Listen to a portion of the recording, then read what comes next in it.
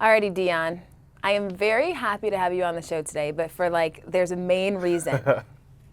Main reason being, I need this confidence that you have to just permeate through the whole room. Right. Come to me, because I just think you have such an excess that it can rub off on me. Would you say so? Yeah, for sure. I agree with you. Are you the most confident player in the NBA? I'm probably one of them. I mean, see, my thing is, in this world today, and this profession we play in, I think you need that though. Like, what's the point of playing here if you doubt yourself and you're going to get some of the best people in the world, some of the best players in the world? Just everything I try to do just from a young, early age, just growing up, I always been confident. I believed in myself. If nobody believed in me, I believe in myself. So nobody's never going to take that away from me. And I felt like I earned that, and it is what it is. Like, it makes me who I am. Mm-hmm. So. And you've talked about having that irrational confidence and how it was necessary. And I do think for a lot of people, you have to believe that you are the best if you want to be the best. Exactly. Why would you say that you're not? But why do you think that attitude kind of rubs people the wrong way? I mean, I don't know. I don't know how they grew up. I'm from the hood. So every day when I was on that court, it's either I had to be confident or they would take advantage of me. You're not taking advantage of me at the end of the day because I didn't see too much growing up as far as, death and best friends, my cousin, my little brother. I just lost a friend recently. So my thing is I had that confidence because I needed it growing up, mm-hmm. because I knew people would take advantage of me. So, and that's what I think motivate, the city, the kids that look up to me. I honestly really don't care about being this mega star. How some people want it so bad? Yeah, they care about being the guy. I can care less about that. You know why? Because my city embraced me. Mm-hmm. It embraced me. In my city, I'm an icon to them. Mm-hmm. That's what I care about because I know what they're gonna do because I've been there, mm-hmm. and I can relate to them because I'm a guy. I come home and I know I'm not regular no more, but to me, I'm still regular. I still go to my block. I still, be with the same people, hang around the same people. But I'm easy access to the kids. Mm-hmm. They could see me. If you come past my block, you could see me. So we able to just have a regular conversation, just me and the kids, just asking me questions on about this lifestyle. Mm-hmm.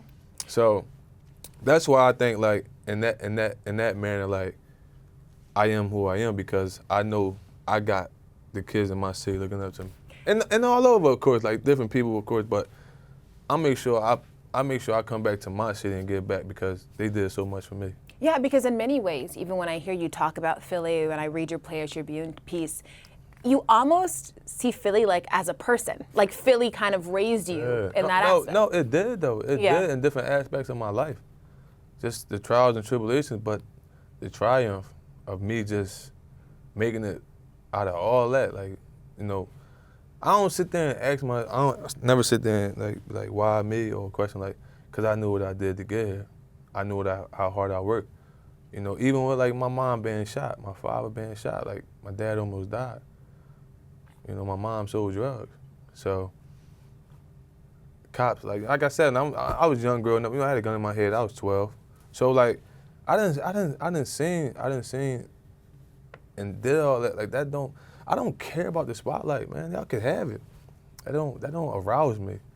Because sometimes I be wanting to just do regular stuff, even though I can't because of my lifestyle that I can get in trouble for. So I'm mindful of that, but man, I like to do regular stuff. I like to chill. I like to play the game. Mm-hmm.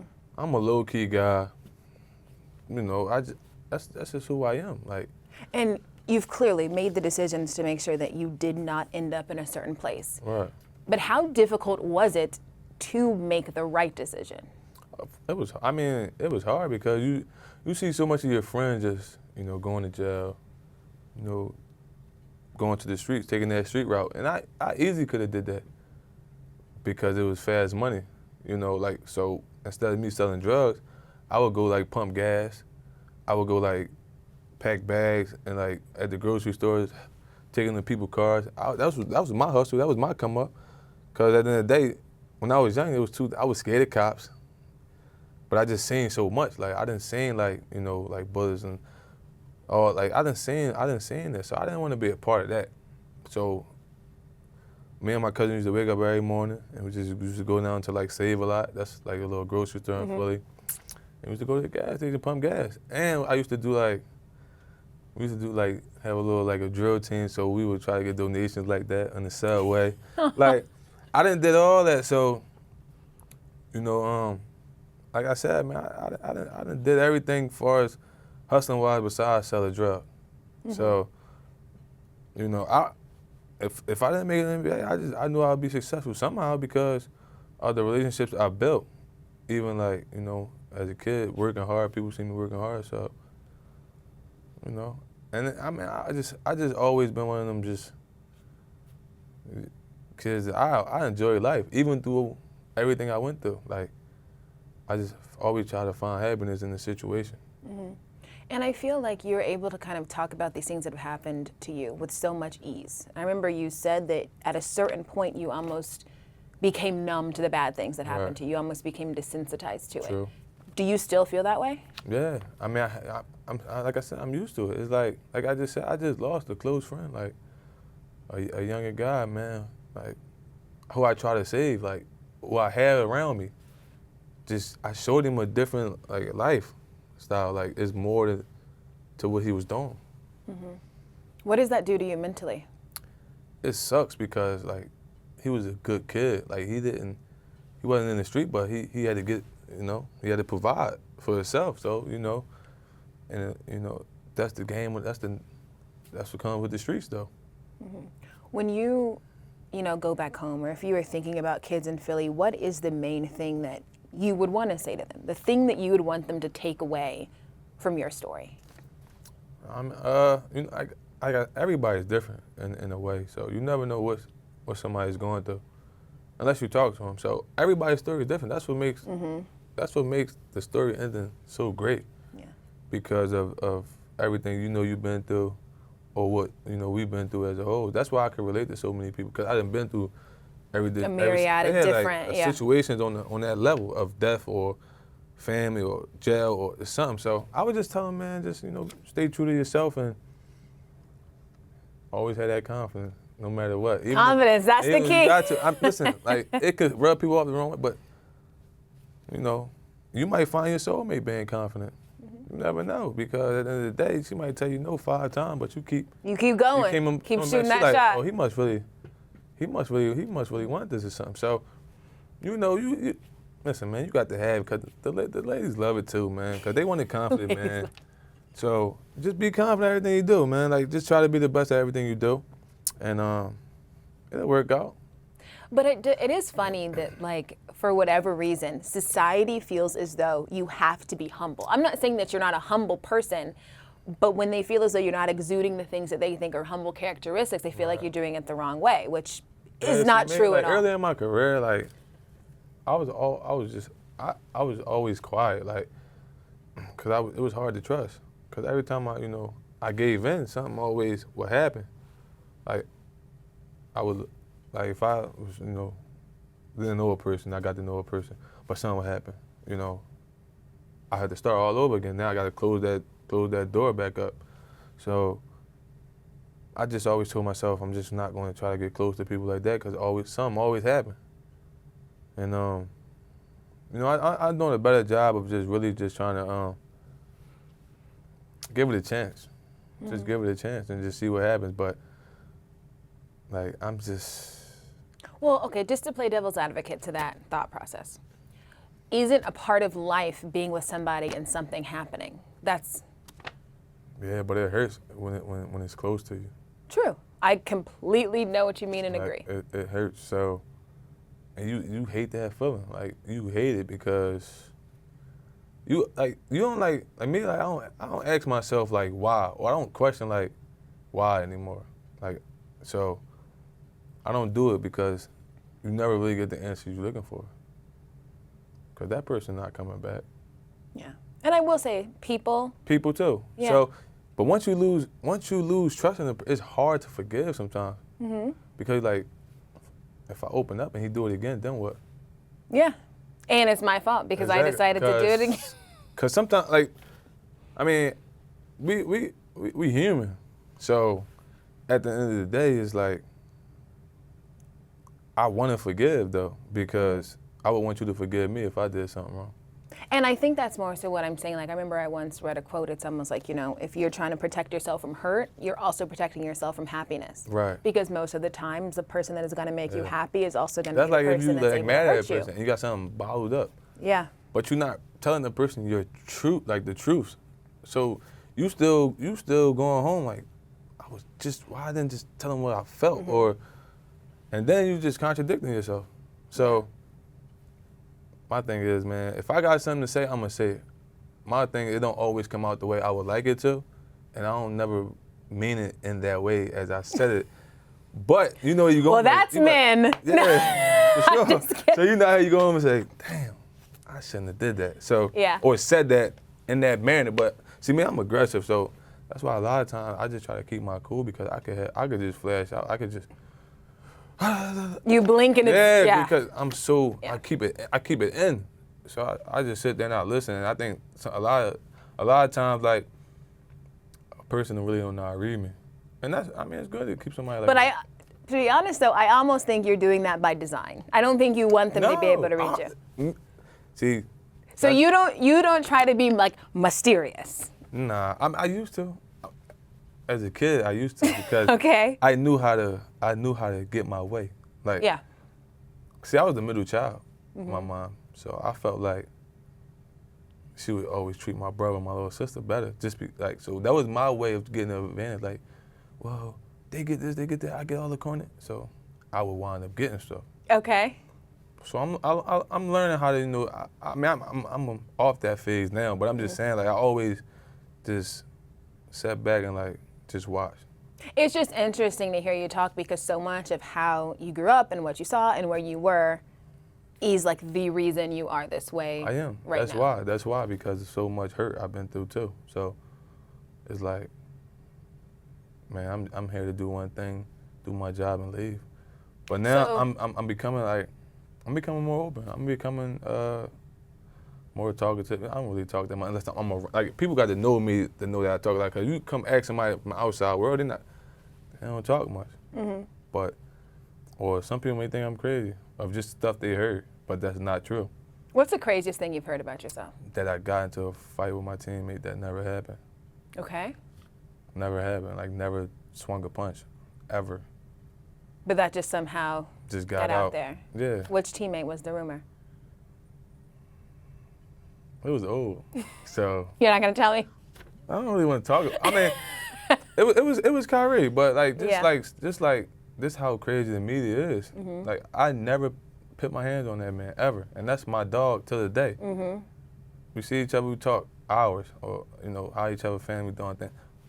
But just the whole story of that even coming out to give me that perception, like that was wrong. Does it bother you when you hear these things about you? Or are you one of these people that can brush it because off? people don't know me. Yeah. Like, you don't know me. Like, you can't walk. Listen, like, let alone you can't. I know for a fact you can't walk a mile in my shoes, let alone my socks. Period. But I don't got the energy to try to just prove something to everybody. There's too many people in the world to try to do that, or prove the perception you have on me.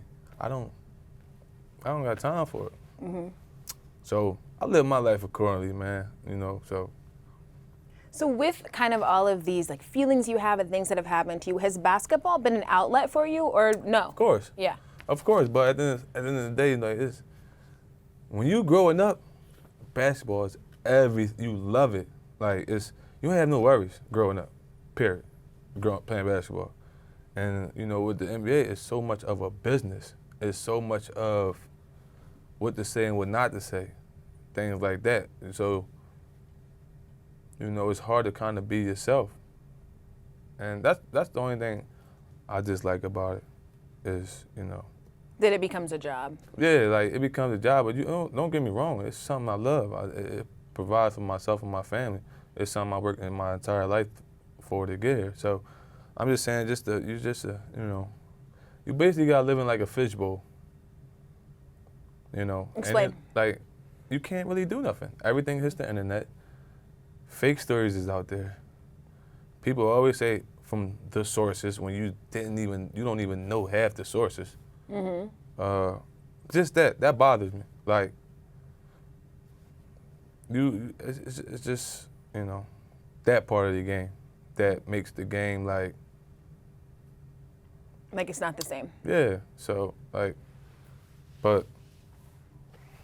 So when is the point, or maybe you haven't reached that point yet, where you have accepted that that's what life is like now, and you're used to it? Yeah, I'm used to it. Or do you now. think you won't get there? I'm used to it now, but Yeah. I had questions. I always asked myself, like, you know, growing up, man, you watch the game, you're not thinking like all this stuff takes place, you know, so.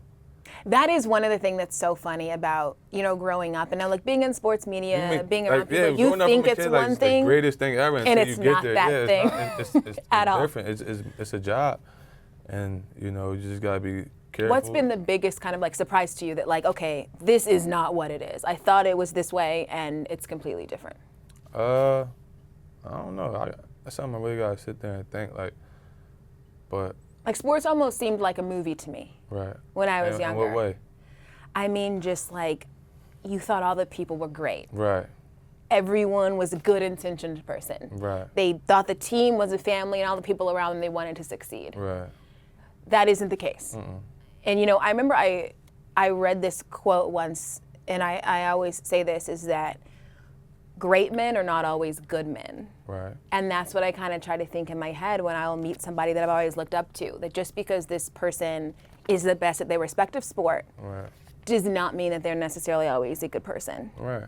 And I think in some ways that was hard for me to swallow at first when I entered this thing that I have like wanted. Shocked, like, wow. Yeah, like this is what I let wanted you to down. do Like forever. He let you down. Yeah.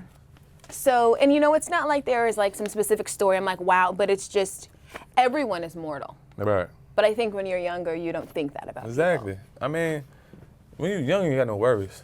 Yes. So, you know, you wake up, you living rent free, your mom under your mom's house and things like that. Oh, So. wish I was rent free, man. Oh man, so it's like it's a business. So at the end of the day, man, that stuff comes with it. So, you know, you're paying you good money, so you gotta just accept it for what it is. Yeah. But don't lose yourself. Right. In the midst and don't of all become that. jaded. And, yeah. I'm gonna be me regardless. Right. Like that's what got me over the hump for 26 years, and I'm gonna continue to do it for the rest of my life. I am who I am. So, you know, that's how I can sleep at night, because I know I wake up Dion, go to sleep Dion. In the midst of all this, I try not to get, you know, lost in all this, you know, with the glamour and. Yeah. But it don't mean nothing. At the end of the day, it's about your family, your friends, the people you love and care about, and you know, just stay yourself. When are you the happiest? When I'm home with my kids, I'm playing the game. I play the game all day now. Like literally, like after I get out of rehab, I go play the game. I just mind my business. I just try to just mind my business, because in a world like this, man, it's getting ridiculous. Is the game 2K? What is the Fortnite. game? Fortnite? Fortnite. Oh, God. What? All right, before we got to take a break and talk about Fortnite for one second. For sure. Okay. Okay. I hear about Fortnite, and I hear about PUBG. Yeah. Players Underground. Yeah, I don't something. play PUBG though. Okay. I don't like the graphics. What is it about Fortnite that everyone loves? Fortnite is just, you know, it's competitive. I'm a competitive person. Like, I want to be the best at everything we do. So it's competitive. Like, then you on there with a bunch of your friends on the headset. So it's like Y'all talking mess back and forth. yeah, but he's helping you out. You helping him out. Okay. And, you know, you building chemistry through the game though, because you need it. That's like, you know, a team comes shooting at you. You got to hurry up and build. Yeah. Say if you get shot, your teammate got to come pick you up. He can revive you. So it's so much that goes into the game that's so. You're so excited. Yeah, talking like about so, Fortnite. because it's lit. Like I couldn't believe I got like this with a game. Yeah. Like I literally used to just play Madden. I used to play my friend back home in Madden. So. And I played Grand Theft Auto. Okay. With the same guys though, but you know he like, you gotta download the game Fortnite. You know, everybody. I'm like, man, I'm not downloading that BS. So look at you now. So when I downloaded it, I'm like, yo, wow, it's cartoonish. Like this for kids. So I played it. I'm like, yo, I'm kind of actually okay in this. Like, yeah, I'm kind of nice at Fortnite. Like, so I kept playing. Cause it's so competitive. You start out with 0, then you try to get your level up. And What level are you at now?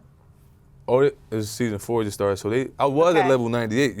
It only go to 100. Oh, so you were close. I was right there. No, but you didn't make it, though. It only matters if you I ain't make gonna lie. I was pissed. I was pissed they took the levels back down. Okay. It made you start over, but it's cool. So then you gotta grind back up. Do it again. I'm talking about literally. I come in from the house like rehab like 4, and won't get off till like 3, 4 in the morning. Like Really? 3 in the afternoon to 3 or 4 In the morning. In the morning. You're playing for 12 hours. I'm talking about kids here. I'm not moving. The chef bringing the food. I'm not moving out my man cave. Yeah. Seriously. Only time I move, I go to the bathroom and come back. Who's the best Fortnite player you've played? Like that we would know. I haven't played against no teammate. Okay. Well, my teammates play too. They're actually good. They got wins, so. Yeah. But I heard there's a lot of guys in the NBA that's good. Yeah, because I remember everybody on Twitter like freaked out because I think it was like Drake played. Yeah, that's and that was I think took that to a 21 whole nother Savage level. or something yeah, like that's, that. 'cause they played with the guy named Ninja. Ninja supposed to be the best Fortnite player. Okay. And you know, I don't watch his streams, but I seen you know his clips on Instagram and things like that. And now everybody trying to play like Ninja, so you know it's dope though. Like he be doing some crazy stuff, man. Okay, so we talked about kind of your man cave in your house. I have a question. I read, I think it was like a GQ article that was talking about something you posted on Instagram. Right. Your bed. Yeah. And like, it's not a queen size, it's not a king size, it's not even a California king. It's just like hella big. Right. It's 10 feet wide. Yeah, I shut the gram down with that. First off, why is your bed They that turned me into big? a meme, man. And, yeah, you in the Relationship status and all that, like they crazy, man. But why is your bed that big? Why'd you get that bed? How comfortable is it? Like, Listen, I need to know you know, about. it's like- and what listen. is it called? I got it from Mary, Okay. and it's called. I don't even know what it's called. Like It's too big. that, but it's amazing. Like I could literally, like, listen, man. If you got a spouse, right? A spouse? Okay. Yeah, like if you had like, you know, Yeah. significant other, You're right. and you mad at him, you could literally go to 'Cause the you're- other side of the bed and put the pillow right there. You won't even see him. Yeah. That's It's that big. That's why you got it? yeah. But now my kids, right? Like it's not no. My son, my daughter rolling up under me. Yeah. Nah, I could put them right there and Right. still sleep good at night. No, but man, you work so hard for that, so like. No, I get it. Like, you want when I that ordered luxurious the bed, like when I stuff. ordered the bed up, I didn't expect the bed to be that crazy. I'm like, they're like, how big? I'm like, I want it big, like I want my bed big. Period. Yeah. They're like, how I'm like, big, bigger than college. Like so, when I see them, like, golly, Like, dang, did I mean this big? yeah. So, but I mean, a lot of guys hit me up about it. So, you know. Yeah. So now it's like a trend. Everyone wants Listen, the. One thing about me, I'm a trendsetter. Are you? I set trends. I don't follow the wave, man. I am the wave, man. So, no, I just try to be No, different, but I though. like you have all these little catchphrases. Yeah, they don't catch them. A lot of people don't catch them. No, I'm into it. I'm like, put in my head, okay, I'm gonna like steal this. I'm gonna start saying this because I like. Okay, I can't remember exactly what it was, but you said about like betting on yourself and Oh, bet doubling on yourself down. and double down. Yes, that was good. That was a good one. That may be up there as the best. But you know, that's the motto. I got that copyrighted. Really? Yeah. Okay. I bought Good that. idea. I bought that. But, you know, it's a phrase for everything you do in life. Mm-hmm. Like I said, you broadcast, you're an analyst, you're a basketball doctor, you got to bet on yourself and double down every day. Like it's just a lifestyle you should live by, period. Yeah. Because I do. Because I had to do that. You know, my situation was with my contract situation. And, you know, going into it, expecting what I thought I would get, to turn out, I did not get nowhere near what I should have got. You know, so I said, man, listen, I ain't going to sit here and cry. I don't cry about spilled milk. So, you know, and then. But does that hurt when you feel like someone does not recognize your worth? Yeah. Listen, it was a tough month. It was a tough month, for sure. Like, I'd be lying if I said it wasn't. So, you know, with that, and you know, like, with that whole contract situation that happened last year, no, the year before that. So, I went in and signed like a 2-year deal. It was low. Yeah. But I felt like a shame because I was thinking about what everybody else would say. Like, I'm not thinking about the opportunity at the time. So it took me a while to sign it. So, I'm not trying to really do it because some things that happened, whatever. So I'm like, listen, man, I talked to myself. I was actually working out when I got the phone call, whatever, about the situation. So I'm like, I sat on the step just thinking, like, damn, like, this is real. Like, so it's like one for them, one for the out. Like, goddamn, like, I had never thought about that. Yeah. So, I sit on there, I sit on the step, just, thinking about my kids, about everything. I'm like, F it, man. Like, I got to bet on myself with this one. I'm going to bet on myself. Because did you feel like accepting that was doing a disservice to you? Yeah, because I knew I supposed to got more at the time. And coming off the season I had, Western Conference Finals, we lost. We was up 3-1, but, But it happens. Yeah, it happens. It's sports. So just the year I had, period. So that didn't go as planned as I thought it would. So it brought me back down to earth a little bit. I mean, everybody need that humble pie every now and then. Yeah. So, I bossed up, though. I bossed up, man. Yeah. Like I said, I bet on myself. I dove in, and I reaped the benefits last year of signing, a new deal. But it's interesting that you say when you saw the deal, yes, you thought about yourself, but you also were wondering, what are people going to think about me when they see this number? Right, because they knew. I mean, Yeah. they knew nobody expected me to do that because they thought I would get more, which I did myself. But like I said, everything happens for a reason. So with that being said, man, like, I just said, listen, I got to put the house on the line. I got to bet on myself, and I got to double down. We need more. We need all that. Yeah. Yeah, so, we here today, man. We here today. I'm blessed, better than ever. So, man, like, it's just amazing how things work. Things work out. Like, that made me, like, go so hard. Like, I needed that. Yeah. Like, sometimes you need that just to remind you, like, how blessed and lucky you are. I don't say luck because I work for it. Right. I don't believe in luck. You create your luck. Yeah, I don't create. I created an opportunity for myself. Being the first to go to college for my family, so, we just bossed up. Like, man. we here now. Like, we here. Like, it's not, like, come on, man. I'm sitting here, one of the Twin Towers, one of these big buildings here. Like, I'm here. Like, I would never thought about this as no kid. Yeah. Come on, man. I ain't got no complaints, man. So, and now you're in Miami, which in itself, it's like, you're jealous that you're living in Miami. I'm jealous you're living in Miami. Yeah, who would have thought? Exactly. But you said, initially, you were like, I don't know if this is for me, but then you saw Pat Riley. Right. First off, is Pat Riley like Al Pacino? Yeah. He seriously is like that. I love Pat to death, man. Yeah. Like, our conversation is so authentic. Like, even if we is going back and forth, it's authentic. Yeah. And I know that. And I feel like that. If I feel like that, then, that's what it is. Like, so it's hard to find a lot of, like, real people in this business. But you have that in. I have that. I believe I have that in Pat. I believe that. Yeah. I don't care what nobody else think. I do because, it's the Godfather.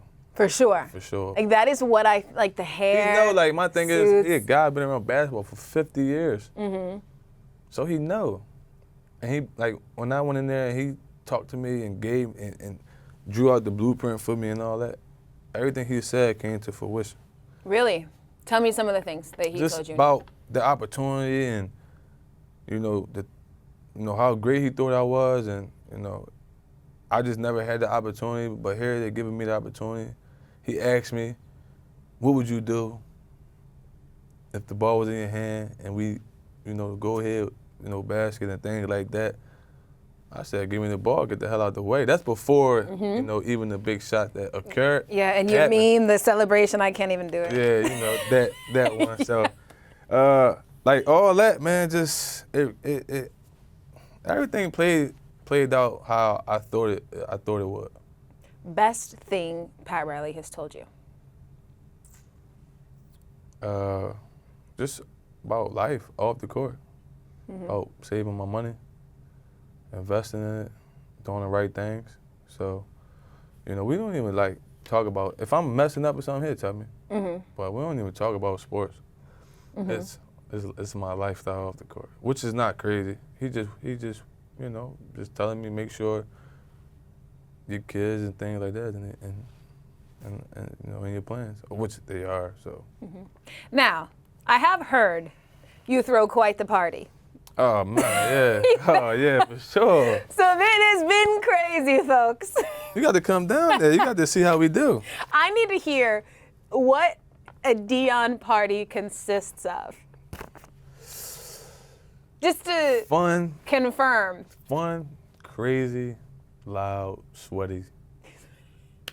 Just, it's a movie. Like, it's really a movie. Just how the whole day leads up to the party. Man. You know, you in there, you getting ready, you get your hair cut, you get your nails. Gotta get the haircut. You gotta get your nails and feet done too, cause you're gonna be dancing. Yeah. So you gotta take care of your dogs. So you know, and just the phone blowing up, then you got to cut the phone off. I mean, it's just exciting because of the people I bring out. Like, you know, like guys, everybody kind of do the same thing, but mine's just a little different. It's a little bit more to it, you know? So. Okay, craziest thing that has happened at one of your parties. Last year with Meek. Okay. The music, everything, somebody, I think we killed the electric, whatever. Music went off. The stage is shaking. The music off, they still singing song by song. I'm talking about they went like 5 songs without no music. Just people. Just and still partying though. Like this, you didn't even know the music was off. That's how crazy it was last year. It was crazy. It was like, you know, it was probably like 2,000 people, but it was like 1,000 people still outside. Like that's how crazy it was. And I feel like that's probably what it's like for you and also Meek, just when you're in Philly. But that's that love. Yeah. They embrace it. So, like, cause what we doing, like, people did it, but they're not doing it how we did it. Like, you know, it's a different time now. So, you know, me, Liddy. So, you know, but I'm more of that laid back one, like.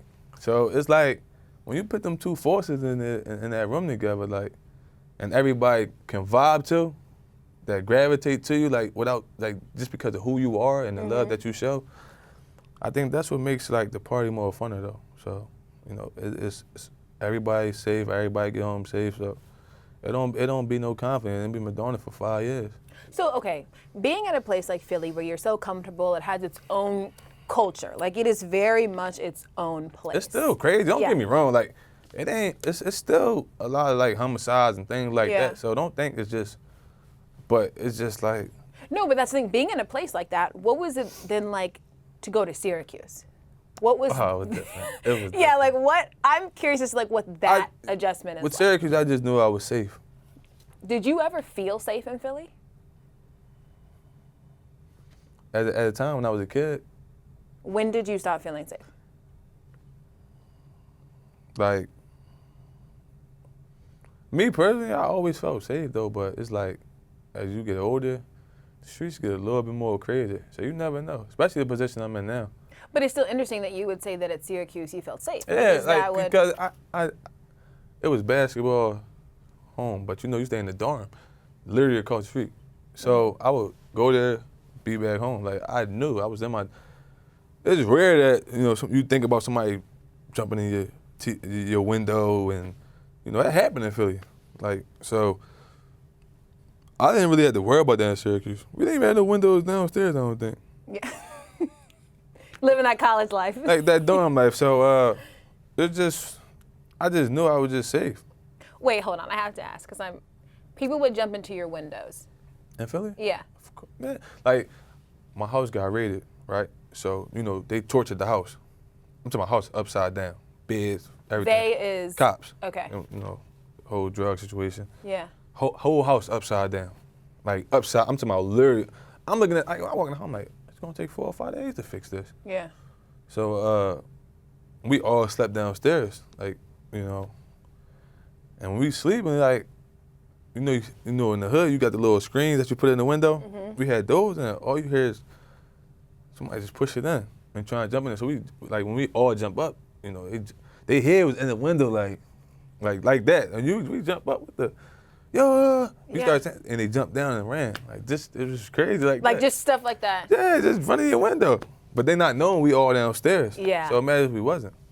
Even though that was our block, like everybody knew it was our, but I think it was like a smoker or something. Yeah. But still, like you knew that, like, but they know my mom was selling drugs at the time, so they probably.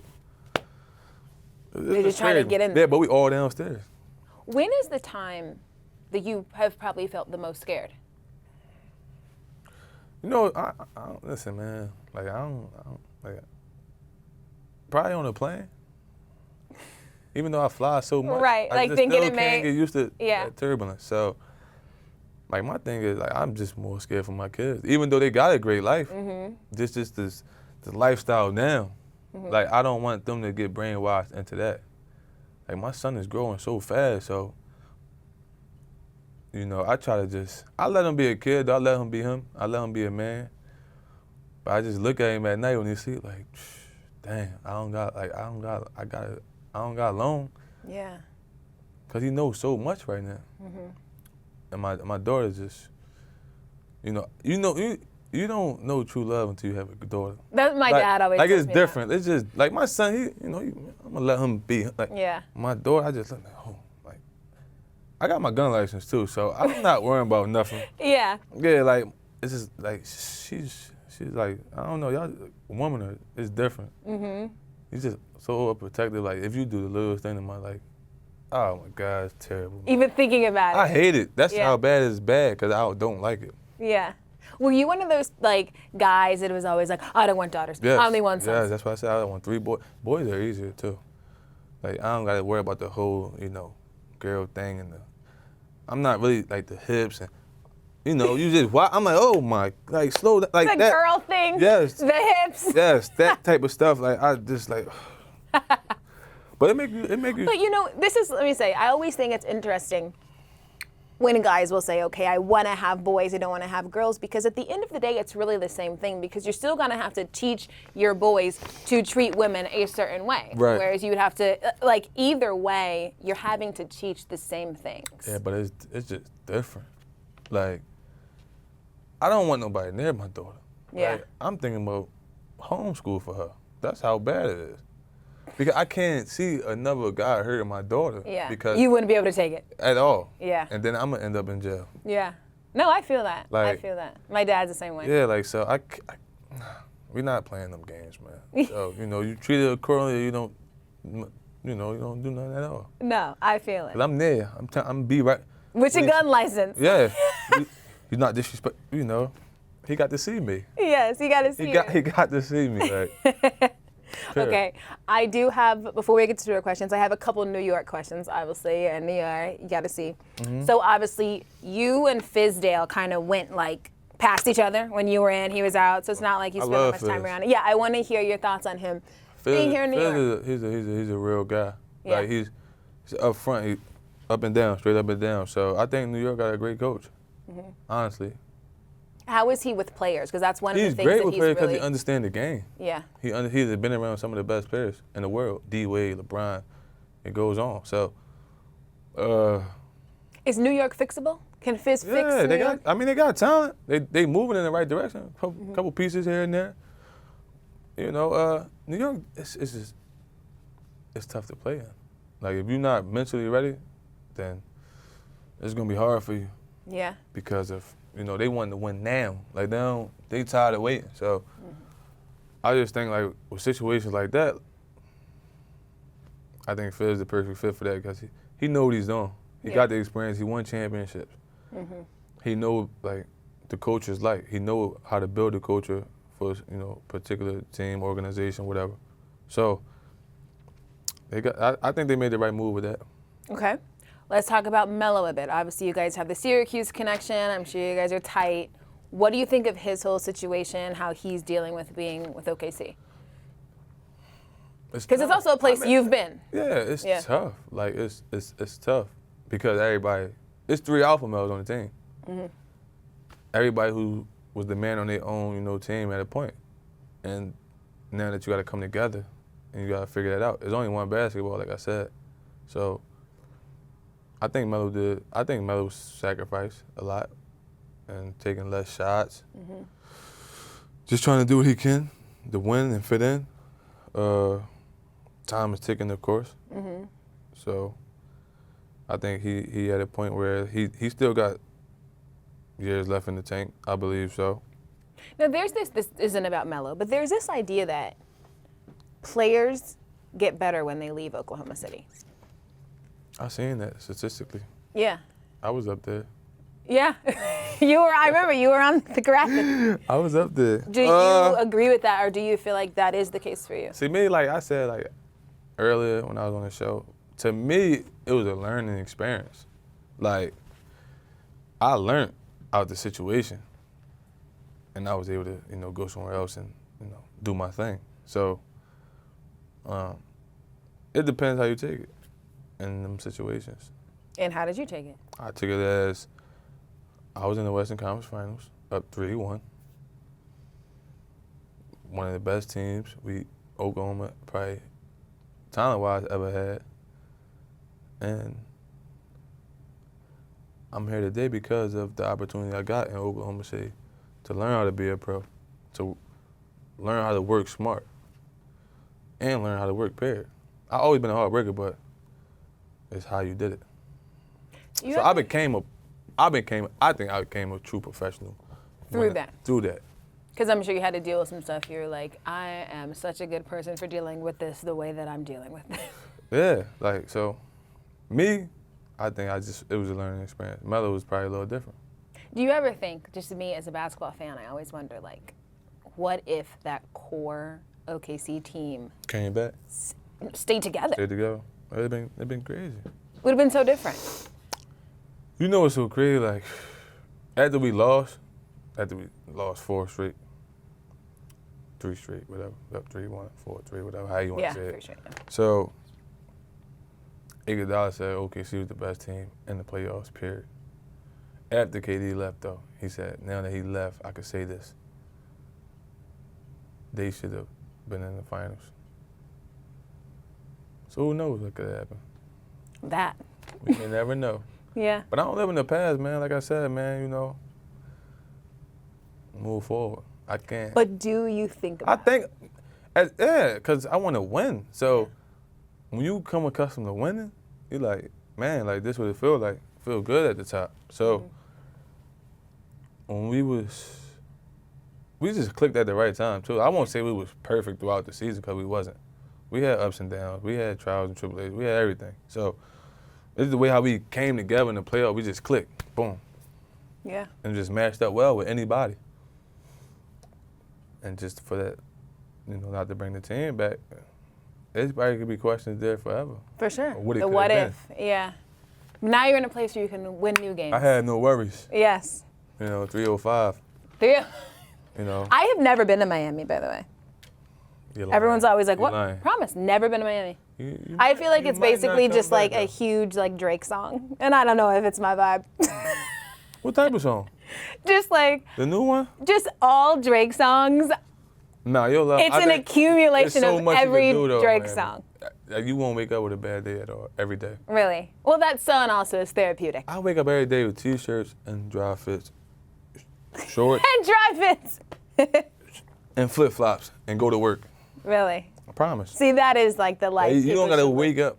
When Miami get cold, it's 68 degrees, 65 degrees. Which I do be like, yo, it's cold. It's cold. Where's my winter coat? I'm not from Philly, so I'm so used to Miami now. So yeah, man, like you gotta go there. You can't look at it from Instagram I may visit. all your life. Yeah, I may visit at some point. I don't know if it's my thing, but we'll see. We gotta get off that. I just told you about the Instagram stuff. Yeah, that you do not want to be on it anymore. Nah, it's not that I don't want to be on it. You need a cleanse. I need a cleanse. Yeah. Like I said, I don't need nobody. I don't need no validation from nobody. I'm living my life accordingly. Yeah. So, and all it is trouble. True. You go in there, you post your kid, people Snapchat your kid, send the group messages, this, that, and the third. They want to know who your kid look like. The world is crazy.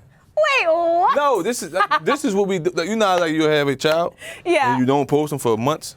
Okay. And people are like, show his face. Say you're just showing the hair. Why are you so interested in seeing the face? seeing what the baby looks like. Yeah. I just say, congratulations. Yeah, be happy for me. I'm just saying, this the world, though. Yeah. Like, And it's getting worse because kids is 8, 9 years old with this stuff, man. Yeah. Like, When are you letting your kids have a phone? my son got iPods. Okay. Like, I'm not getting him no phone yet. Okay. I don't think, cause he'll be on YouTube all day. That's all he watch, YouTube Kids. Mm-hmm. So, I want him to be a kid. Like, I don't want him to grow up too fast. Yeah. Even though he's already advanced, I can't. Some of that stuff I don't even know how he's advanced. Yeah. Period. So, but I just think like with Instagram, man, just cleanse yourself sometimes, man, because you know it's good and bad. It's good and bad. Like when you do something good, you know, everybody congratulate, reward you and things like that. When you do something bad, they grind you up. They kill you. They kill you. So it's a gift from the curse. Well, we'll break you can't grind me up if I don't see it. True. We do have to break the cleanse for 1 second, though, so you can answer Twitter questions. Go ahead. So no cleanse for 1 minute. I ain't doing it. True. It's me looking. Yeah. Okay. Let's see. Best Jim Boeheim story. With me? In general. When he cussed me out. He called me every name in the book. So I just. When did he cuss you out? Why did he cuss you out? What did he say? Me being me. You know, spoil you. That's what he called me, a little spoil you B. But why did he, like, what did you do in that? I think I was talking back or something. You know, we was going back and forth. And I said something. I should be playing. Why you take me out the game? Da, da, da. He just turned around and said, "You little spoil you." Just like that said. Just natural. Then he said, "Go ahead, go get in the game." Like so, that was my favorite. But I didn't see like Coach. He's a classic. He's a GOAT. Like he's like. He like on the court, people just think he like mean for real. He's not that. He's not bad off the court though. Yeah. Like, it's not what people. I just think he wanted to like me. I just think it was a tough love. Yeah. Honestly. Yeah. And that's probably what makes him a good coach. Yeah, that's what probably made me who I am too. Very true. Alrighty. Rank the greatest shooting guards of all time. The greatest shooting guards. Of course, Michael Jeffrey Jordan. Yes. Kobe Bryant. Allen Iverson. Yeah, I was a 2 guard. Okay. I always put him at my 1 though, but I guess. I put him, he's my #1 point guard. Yeah. I'm gonna go like that way. No, I'm saying when I'm thinking, okay, my all-time starting 5, I put him at the 1. Oh yeah. He'll play the 1 if it was like Mike, Kobe. Right. Jordan, Kobe.